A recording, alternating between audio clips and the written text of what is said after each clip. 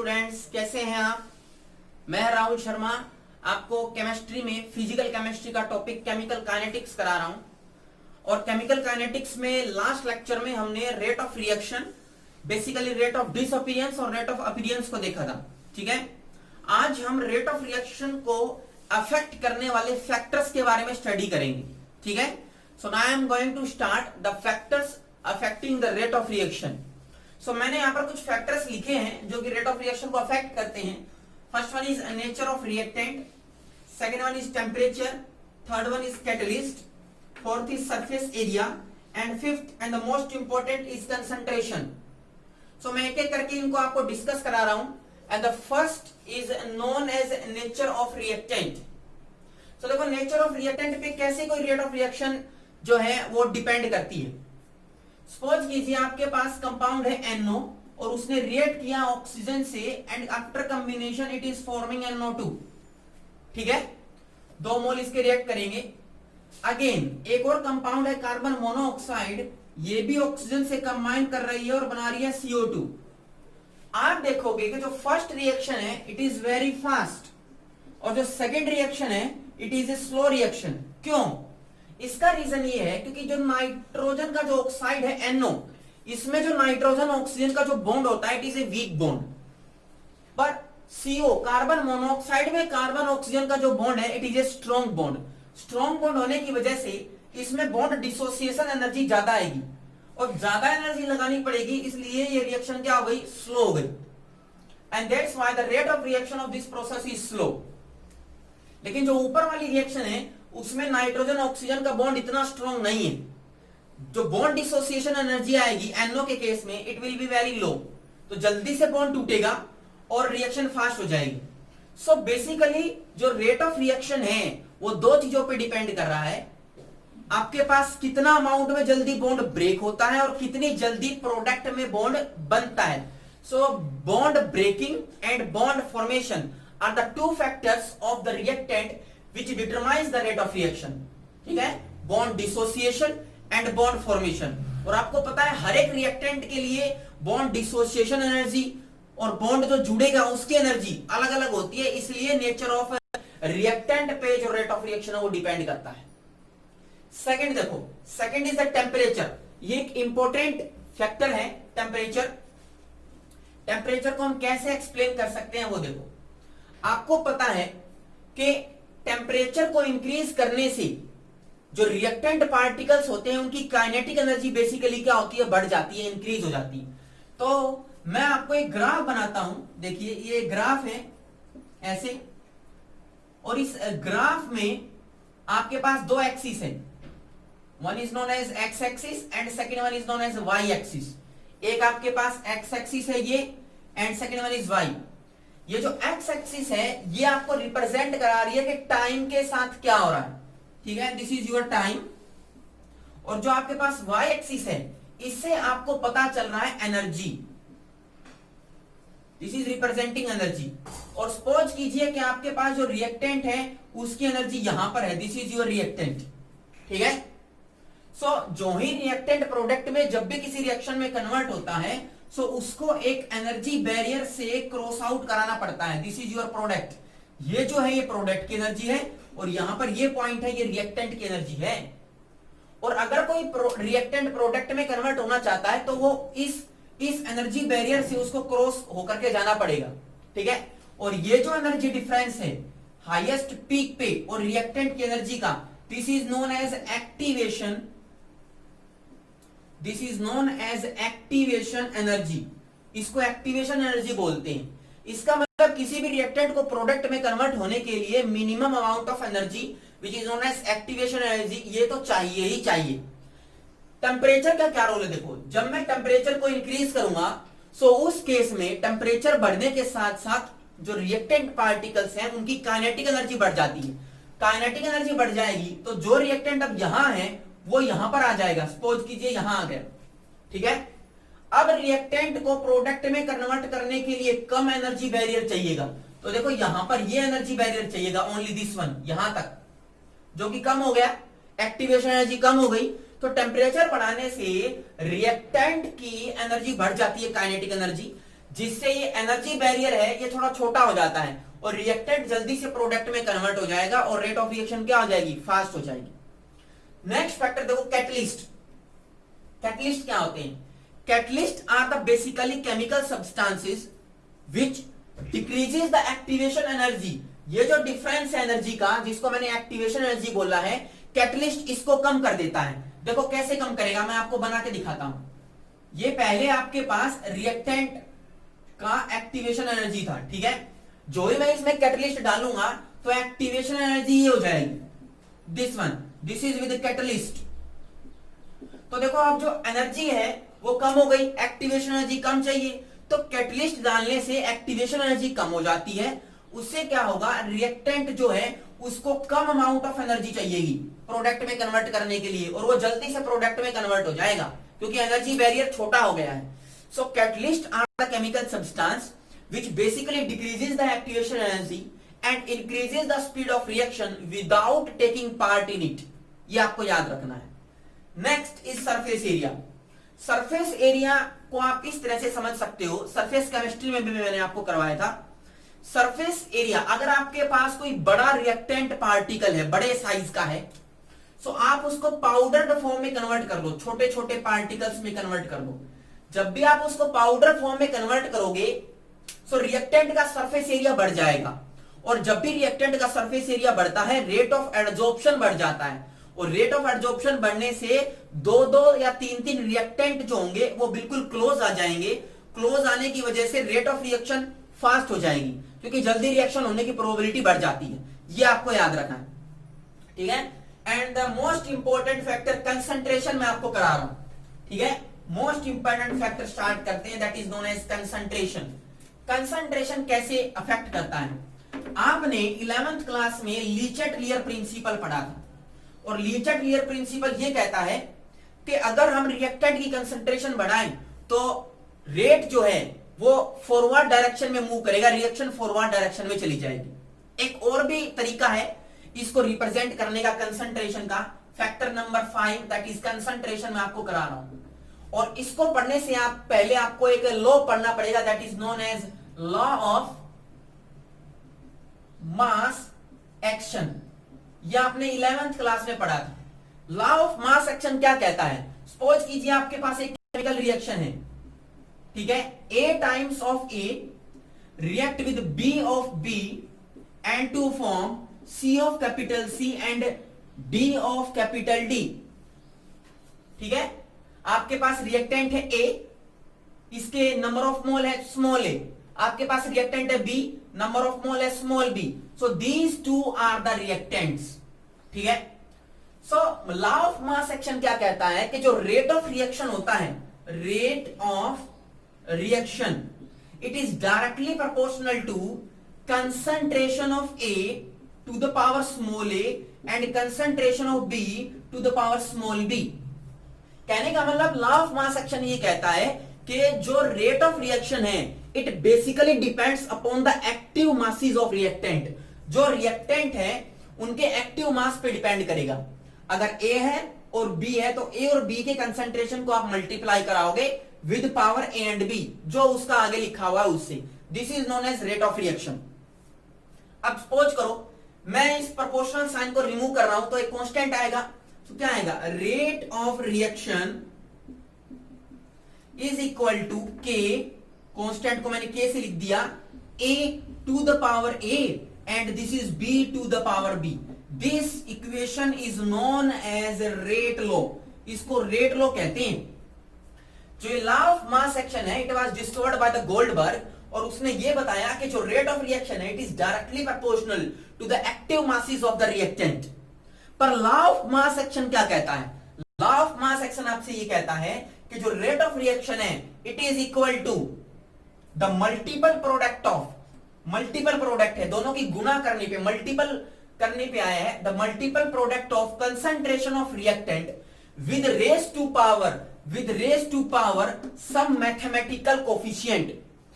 कहने का मतलब जो रेट ऑफ रिएक्शन है वो रिएक्टेंट के मल्टीपल प्रोडक्ट के बराबर तो आएगी, बट विद सम मल्टीपल तो आएगी विद सम पावर, कुछ पावर के साथ आएगी, और वो पावर किसके इक्वल होगी, कोई ना कोई मैथमेटिकल कोफिशिएंट उसके साथ आएगा। जैसे इस रिएक्शन में मैंने ए लगा दिया मैथमेटिकल कोफिशिएंट, मैंने बी लगा दिया, this is your mathematical coefficient. ठीक है, this is known as rate law. ये रेट लॉ होता है और इसमें एक कांस्टेंट आता है this K, and this constant is known as rate constant of a reaction. इसको रेट कांस्टेंट कहते हैं एक पर्टिकुलर रिएक्शन का। अब देखो, अगर आपके पास सपोज करो ये रिएक्शन लिखी हुई है और इस रिएक्शन में ये आपके पास रिएक्टेंट दिखाई दे रहे हैं, सो इस रिएक्टेंट में जो भी पर्टिकुलर रिएक्टेंट के आगे ये मैथमेटिकल इंटीजर लिखा होता है, this mathematical integer is known as molecularity. इसको हम मोलिक्यूलरिटी बोलते हैं। मोलिक्यूलरिटी बेसिकली क्या है, किसी भी बैलेंस्ड केमिकल इक्वेशन में जो भी रिएक्टेंट के आगे मैथमेटिकल कोफिशिएंट लिखा होता है, स्टिचियोमेट्रिक कोफिशिएंट लिखा होता है, उसको हम मोलिक्यूलरिटी कहते हैं। जैसे एग्जांपल देखो, आपके पास हाइड्रोजन है, उसने ऑक्सीजन से कंबाइन कराया और क्या बनाया, H2O। आप इसको पहले बैलेंस करो, बैलेंस करोगे तो यहाँ पे 2 लगाओगे, दिस इज 2। तो देखो हाइड्रोजन के आगे मैथमेटिकल कोफिशिएंट क्या लगा है, 2। सो ये हाइड्रोजन की मोलिक्यूलरिटी है, कितनी, 2। मोलिक्यूलरिटी ऑफ हाइड्रोजन कितनी आएगी, 2। वैसे ही ऑक्सीजन के आगे कितना लिखा है, 1। कुछ भी नहीं लिखा का मतलब क्या लिखा है, 1। सो यहां पर ऑक्सीजन की मोलिक्यूलरिटी कितनी आएगी, 1। सो पूरी रिएक्शन की मोलिक्यूलरिटी कितनी आएगी, जो टोटल रिएक्टेंट की मोलिक्यूलरिटी होती है, 2 from the hydrogen, 1 from the oxygen, and it comes out to be 3। So ये जो 3 आया है, this is the molecularity of the reaction. अब यहां पर आओ, इस रिएक्शन में ए की मोलिक्यूलरिटी क्या है, स्मॉल ए, बी की मोलिक्यूलरिटी क्या है, स्मॉल बी, और टोटल रिएक्शन की मोलिक्यूलरिटी क्या आएगी, A plus B, this is A plus B. ये जो है वो टोटल रिएक्शन की टोटल मोलिक्यूलरिटी आती है इस वाली रिएक्शन की। समझ में आई बात। जैसे देखो, एक दो और रिएक्शन कराता हूं मैं, देखो आपको इजीली समझ में आएगा। मोलिक्यूलरिटी के बाद एक रिएक्शन का रेट ऑफ रिएक्शन लिखने की कोशिश करते हैं, और आपके पास सपोज करो रिएक्शन दी हुई है। रिएक्शन क्या है वो देखो, this is your N2O5 nitrogen pentoxide है, और ये डिसोसिएट होकर के कन्वर्ट हो गया NO2 प्लस ऑक्सीजन में। सो बैलेंस करने के लिए मैं यहां पर 4 लगा देता हूं, एंड दिस इज 2, बैलेंस हो गई।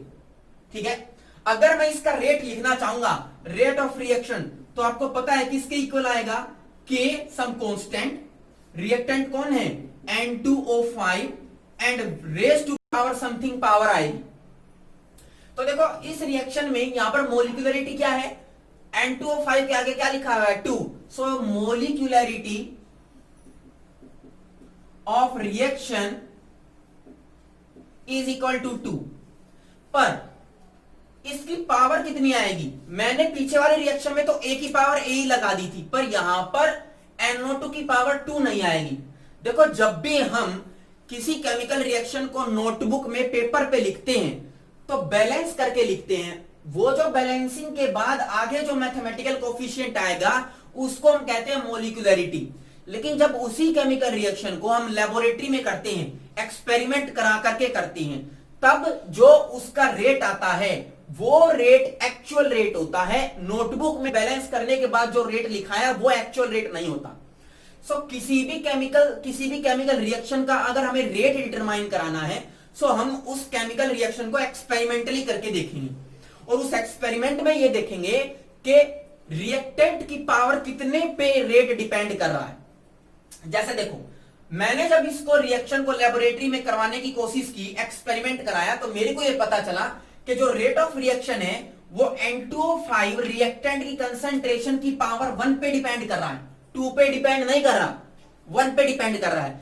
इसका मतलब मोलिक्यूलरिटी और इस पावर में कोई ना कोई फर्क आएगा, and this power is known as order of reaction. इस पावर को हम क्या कहते हैं, ऑर्डर ऑफ रिएक्शन कहते हैं। सो कोई आपसे पूछे कि ऑर्डर क्या है, ऑर्डर आप बताओगे कि किसी भी केमिकल रिएक्शन को जब हम एक्सपेरिमेंटली करते हैं, सो जो उसका रेट ऑफ रिएक्शन आता है, और रेट ऑफ रिएक्शन कंसंट्रेशन की पावर जितने पे डिपेंड करती है, उस पावर को हम ऑर्डर कहते हैं। समझ में आया। तो ऑर्डर क्या है, it is the mathematical coefficient which is present as a power in the rate equation. Rate equation में पावर की फॉर्म में जो मैथमेटिकल इंटीजर लगा होता है उसको हम ऑर्डर कहते हैं। अब देखो यहां पर मोलिकुलरिटी कितनी आई 2, तो ऑर्डर कितना आया 1, दोनों अलग अलग है। कई रिएक्शन ऐसी भी होती हैं जिनके अंदर ऑर्डर मोलिकुलरिटी के इक्वल आ जाता है, जैसे इससे पहले वाली की थी, देखो जैसे A into a and plus B को मैंने B से रिएक्शन कराया था, तो रेट किसे इक्वल आया था, रेट आया था मेरा K, A की concentration to the power A and B to the concentration power B। तो देखो इसमें जो मोलिकुलरिटी थी वही क्या आ गया था, ऑर्डर आ गया। समझ में आया? तो ऐसी रिएक्शन जिसमें मोलिकुलरिटी ऑर्डर के इक्वल हो जाती है, this type of reaction is known as elementary reaction. पर यहां पर देखो आपके पास N2O5 की मोलिकुलरिटी तो 2 है, पर ऑर्डर इसका 2 नहीं है। एक्सपेरिमेंट जब हमने लैब में किया तो मेरे को पता लगा कि N2O5 की पावर 1 आ रही है, तो इसका ऑर्डर 1 है। So this is not an elementary reaction because the molecularity is 2 but the order is 1। So both are the different thing. एक रिएक्शन और कराता हूं जिससे आपको मोलिकुलरिटी और ऑर्डर में बिल्कुल कॉन्सेप्ट क्लियर हो जाएगा। देखो एक रिएक्शन और देखो, सपोज करो कि मैं रिएक्शन करा रहा हूं NO2 को with fluorine F2। So 2 mole react करेंगे and it will leads to form NO2F। ये आपके पास कंपाउंड बनेगा लाइक दिस। ठीक है, मेरे को पता है मोलिकुलरिटी क्या आएगी। मोलिकुलरिटी देखो NO2 के रेस्पेक्ट में मोलिकुलरिटी क्या आएगी, NO2 के रेस्पेक्ट में मोलिकुलरिटी आएगी 2, F2 के रेस्पेक्ट में मोलिकुलरिटी कितनी आएगी 1। दोनों को कंबाइन करा दो तो रिएक्शन की मोलिकुलरिटी कितनी आएगी, इट विल बी 3। समझ में आ रहा है? पर जब मैं इसका एक्सपेरिमेंट लेबोरेटरी में करूंगा, रेट ऑफ रिएक्शन निकालूंगा, तो सिस्टम चेंज हो जाएगा कि जो रेट ऑफ रिएक्शन आएगा, rate of reaction is equal to K NO2 and this is your F2। अब पावर इसकी कितनी आनी चाहिए, 2 आनी चाहिए, पर मैंने एक्सपेरिमेंट जब किया तो मेरे को पता लगा इसकी पावर 1 आएगी। फ्लोरीन की पावर भी कितनी आएगी, एक्सपेरिमेंट से पता लगा 1 आएगी। तो देखो ऑर्डर जो है वो NO2 के रेस्पेक्ट में कितना आया, ऑर्डर का मतलब ये पावर NO2 के रेस्पेक्ट में आया 1, ऑर्डर फ्लोरीन के रेस्पेक्ट में कितना आया 1। तो टोटल जो ऑर्डर हो गया वो कितना हो गया, दोनों की पावर को जोड़ दो, दैट इज 1 + 1। रिएक्शन का ऑर्डर कितना आया 2। सो इस रिएक्शन में देखो मोलिकुलरिटी कितनी आई 3, ऑर्डर कितना आया 2, तो दोनों के दोनों अलग हैं। So this is not an elementary reaction. So आपको बेसिकली मोलिकुलरिटी और ऑर्डर में डिफरेंस पता होना चाहिए। मैं बताता हूं डिफरेंस क्या है। देखो यहां पर लिखता हूं molecularity and this is order, दोनों में डिफरेंस। फर्स्ट डिफरेंस तो ये है कि मोलिकुलरिटी हम डायरेक्ट रिएक्शन को बैलेंस करके नोटबुक में बैलेंस करके डायरेक्ट कैलकुलेट कर सकते हैं। सो ठीक है, so molecularity is a calculated value, but this order it is obtained by doing experiment, so it is experimental value. समझ में आई बात? कभी भी आप देखो जब बैलेंस कराते हो किसी रिएक्शन को, तो आप ये सोचते हो कि मेरी बैलेंस रिएक्शन कभी भी फ्रैक्शन में ना हो। फ्रैक्शन का मतलब 1/2 में ना हो, 1/3 में ना हो, आप उसको होल नंबर में कन्वर्ट करने की कोशिश करते हो। फर्स्ट थिंग तो आपको याद रखना है कि मोलिकुलरिटी कभी भी फ्रैक्शन में नहीं होती, it is always a whole number होती है। और देखो कभी भी मोलिकुलरिटी 0 नहीं होगी। अगर मैं आपको लिख दूं फ्लोरीन के आगे 0, तो उसका कोई सिग्निफिकेंस नहीं है, क्योंकि 0 का मतलब तो नथिंग। कभी भी हम बैलेंस केमिकल इक्वेशन में 0 नहीं लिखते, इसका मतलब मोलिकुलरिटी कैन नेवर बी 0 नहीं हो सकती। सो आपको याद रखना it is a whole number और कैन नॉट बी 0 नहीं हो सकती। पर जब आप ऑर्डर निकालोगे तो ऑर्डर में भी फ्रैक्शन, में भी होल नंबर और में भी 0। ये 1 भी आ सकता है, 1.5 भी आ सकता है और पावर 0 भी आ सकती है। जब पावर 0 कर दोगे तो फ्लोरीन की पावर 0, किसी का भी पावर 0 = 1, तो इसका आंसर कितना आ जाएगा, 1 आ जाएगा। तो कहने का मतलब ऑर्डर होल नंबर भी हो सकता है, फ्रैक्शन भी हो सकता है और 0 भी हो सकता है। सो मे बी ऑर्डर में भी 0, होल नंबर एंड फ्रैक्शन। समझ में आई बात। तीसरा डिफरेंस देखो, तीसरा डिफरेंस ये है कि मोलिकुलरिटी, जब भी हम किसी रिएक्शन को बैलेंस करके लिखते हैं सो उससे हम मोलिकुलरिटी प्राप्त करते हैं, लेकिन जब हम किसी रिएक्शन को एक्सपेरिमेंट से करते हैं सो उससे हमें ऑर्डर भी पता लग जाता है और मोलिकुलरिटी भी पता लग जाती है, क्योंकि हम उसको बैलेंस करके लिखेंगे। ठीक है, सो बेसिकली एलिमेंट्री रिएक्शन जो होती है वो आपको याद रखनी है तब होगी जब आपके पास मोलिकुलरिटी ऑर्डर सेम आए। पर मोलिकुलरिटी के साथ साथ जब ऑर्डर आप निकालोगे, अगर आपके पास एलिमेंट्री रिएक्शन नहीं है तो ऑर्डर कुछ और आएगा, मोलिकुलरिटी कुछ और आएगी। सो आपको याद रखना है कि ऑर्डर का एलिमेंट्री रिएक्शन से कोई लेना देना नहीं है, पर मोलिकुलरिटी जब आप निकालोगे उसका एलिमेंट्री रिएक्शन से लेना देना है, क्योंकि वो तो चाहे से एलिमेंट्री रिएक्शन हो नॉन एलिमेंट्री हो वो तो सेम ही रहती है। पर अगर आपके पास एलिमेंट्री रिएक्शन है तो ही ऑर्डर सेम आएगा, नॉन एलिमेंट्री रिएक्शन में ऑर्डर अलग आ जाता है। सो एलिमेंट्री रिएक्शन कौन सी है?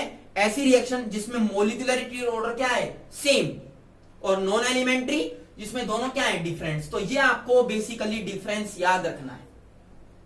अब मैं स्टार्ट कराता हूं कि रेट कांस्टेंट, इसकी प्रॉपर्टीज के बारे में थोड़ा सा पढ़ते हैं। व्हाट इज रेट कांस्टेंट और इसकी प्रॉपर्टीज। देखो रेट कांस्टेंट क्या है, सिंपल है। रेट लॉ इक्वेशन आप लिखो और रेट लॉ इक्वेशन से आप इस कांस्टेंट की डेफिनेशन फाइंड आउट करने की कोशिश करो। आपको पता है कि जो रेट होता है, rate it is equal to के and concentration to the power something, कुछ भी हो सकती है। सपोज करिए मैंने एन है, कंसंट्रेशन की पावर एन है, ठीक है, और इस कंसंट्रेशन की पावर से एन निकाल करके मैं ऑर्डर कैलकुलेट कर सकता हूं। अब यहां पर देखो के है, के इज द कांस्टेंट। अब इस कांस्टेंट की प्रॉपर्टीज देखो कैसे कैसे डिपेंड कराती। फर्स्ट, अगर मैं कंसंट्रेशन को 1 ले लूं, अगर मैं कंसंट्रेशन को 1 ले लूं तो देखो 1 टू द पावर n का पावर कितना आ गया? n।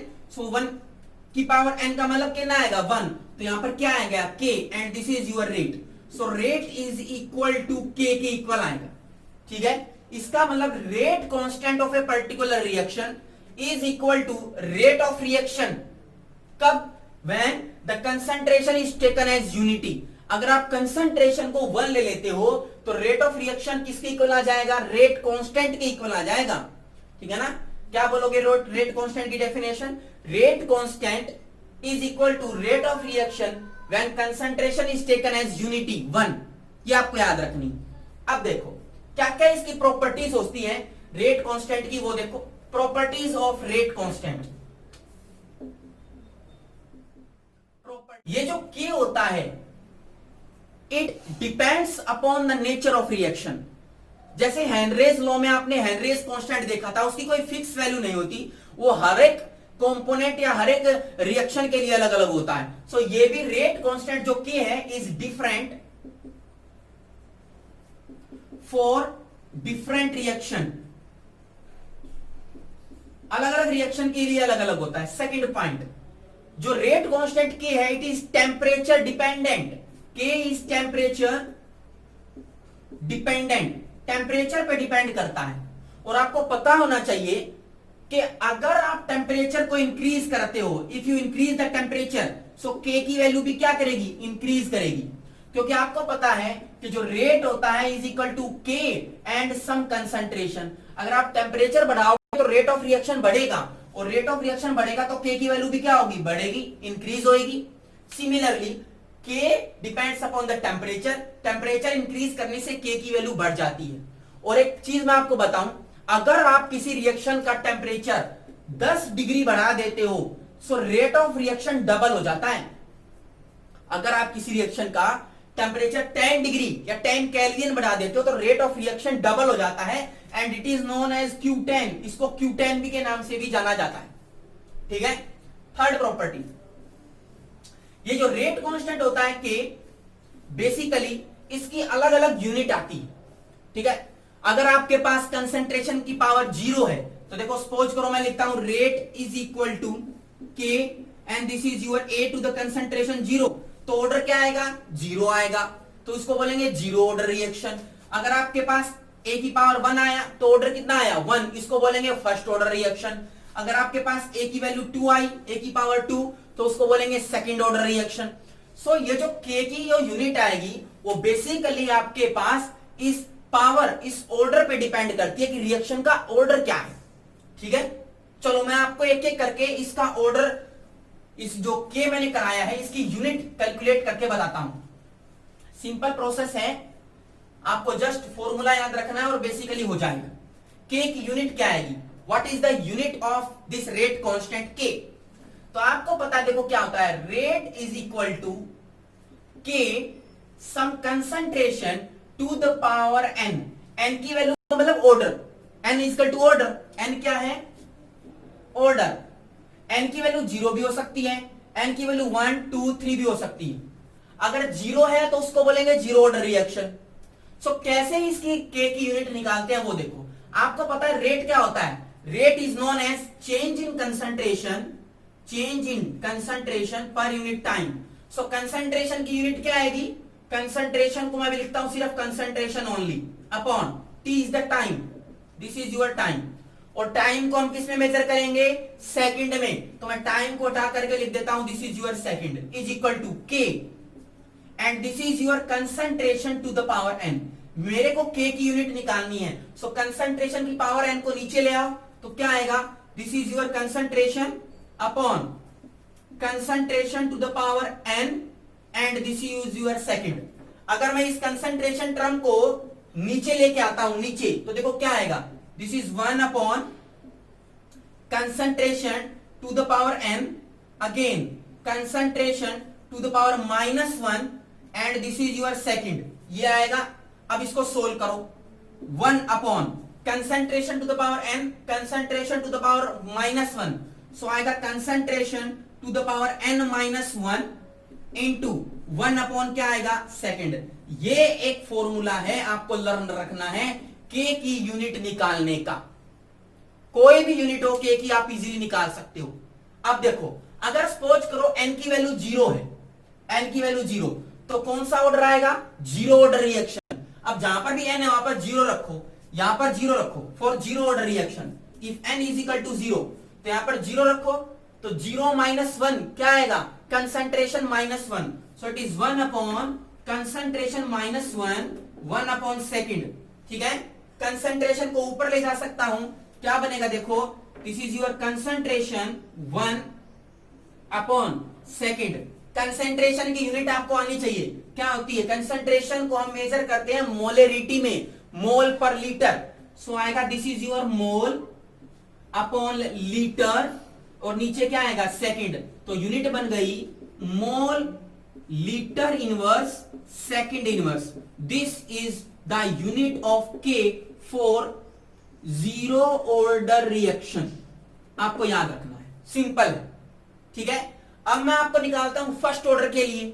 फर्स्ट ऑर्डर का मतलब n की वैल्यू कितनी आएगी, 1। तो देखो जहां पर भी आपने रिएक्शन लिखी है, ये इक्वेशन लिखी है, यहां पर n की वैल्यू को 1 रख दो, n की वैल्यू को 1 रखो, तो 1 -1 कितना आएगा, 0। तो क्या बनेगी, 1 upon concentration to the power 1 -1 into 1 upon second. 1 -1 0, तो 1 आ जाएगा, कंसंट्रेशन की पावर 0, 1 अपॉन कंसंट्रेशन की power 0 into 1 upon second. Concentration की पावर 0 का मतलब क्या होता है, 1, so it is 1 upon second. तो आंसर क्या आया, second inverse. This is the unit of K for the first order reaction. Simple है। देखो जीरो ऑर्डर के लिए अलग यूनिट आई है, फर्स्ट ऑर्डर के लिए अलग यूनिट आई है। अब मैं निकालता हूं सेकंड ऑर्डर के लिए। सेकंड ऑर्डर के लिए देखो क्या यूनिट आएगी, सेकंड ऑर्डर के लिए n की वैल्यू 2 रख दो, सो 1 upon concentration 2 -1 into 1 upon second. 2 -1 क्या आएगा, 1, सो 1 upon concentration into 1 upon second. Concentration की यूनिट मोल पर लीटर, तो मोल नीचे रह जाएगा, लीटर ऊपर चला जाएगा, 1 upon second. So comes out to be mole -1 litre second inverse. This is for the second order. और इसी तरह आप थर्ड के लिए निकाल सकते हो। थर्ड ऑर्डर के लिए निकालोगे, so comes out to be mole -2 litre two second -1। ये आपके पास आंसर आएगा फॉर द थर्ड ऑर्डर। सो किसी भी ऑर्डर के लिए आप रेट कांस्टेंट की यूनिट निकाल सकते हो। ठीक है, सपोज करो एक रिएक्शन, मैं एक क्वेश्चन कराता हूं न्यूमेरिकल इस पे बेस्ड, कैसे इस पे न्यूमेरिकल आता है।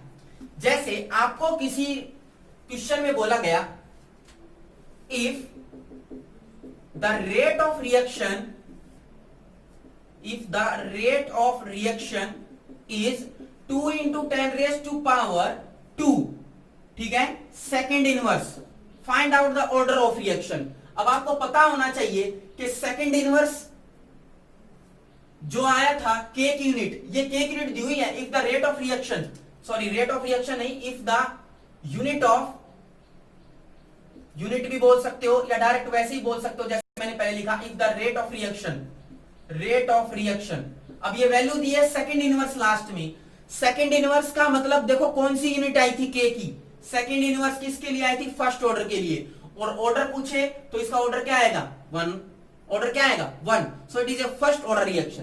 क्वेश्चन यही कह रहा है, if the rate of reaction is 2 into 10 raised to power 2 second inverse, find out the order, तो ऑर्डर क्या आएगा 1, क्योंकि मैंने अभी सेकेंड इनवर्स यूनिट निकाली है, किसकी आई, फर्स्ट ऑर्डर की आई। सो इस तरीके से इस फॉर्मूले को आप याद रखो के की यूनिट का, और कोई भी ऑर्डर हो आप उस ऑर्डर में के की यूनिट निकाल सकते हो। तो के की प्रॉपर्टी याद रखनी है, क्या क्या प्रॉपर्टी होती है। एक छोटे से क्वेश्चन के साथ आज के लेक्चर को मैं फिनिश कर रहा हूं। जैसे सपोज कीजिए मैंने एक रिएक्शन लिखा, this is your rate is equal to k A to the power 1/2 and this is your B to the power 1/4, और बोलेगा find out the order of reaction. Order का मतलब पावर का सम कर दो बस, 1/2 प्लस 1/4, सो आंसर कितना आया, दिस इज 2 + 1, आंसर आएगा 3/4, दिस इज योर ऑर्डर। ठीक है, अगर माइनस में हो, अगर मान लो सपोज करो ये -1/4 होता तो आप माइनस कर दो, सो आंसर कितना आएगा, this comes out to be 1/4। ठीक है, सो जो भी अगर आपको ऑर्डर निकालना है तो ऑर्डर निकालने के लिए जो भी रेट लॉ इक्वेशन में पावर दी हुई है उसका जस्ट आपको सम करना है। एक क्वेश्चन इस पे भी आ सकता है। सेकंड क्वेश्चन, जितने भी रेट कांस्टेंट आपको आएंगे फर्स्ट ऑर्डर के लिए, जीरो ऑर्डर के लिए, सेकंड ऑर्डर के लिए, थर्ड ऑर्डर के लिए, उनकी आपको यूनिट आनी चाहिए, उसके लिए फॉर्मूला याद रखो। ठीक है, नेक्स्ट क्लास में हम जीरो ऑर्डर रिएक्शन को एक्सप्लेन करेंगे, फिर फर्स्ट ऑर्डर, फिर सेकंड और इससे आगे। आप तब तक इस पे वेरियस न्यूमेरिकल कीजिए, कोई डाउट हो तो आप पूछ सकते हैं। Thank you.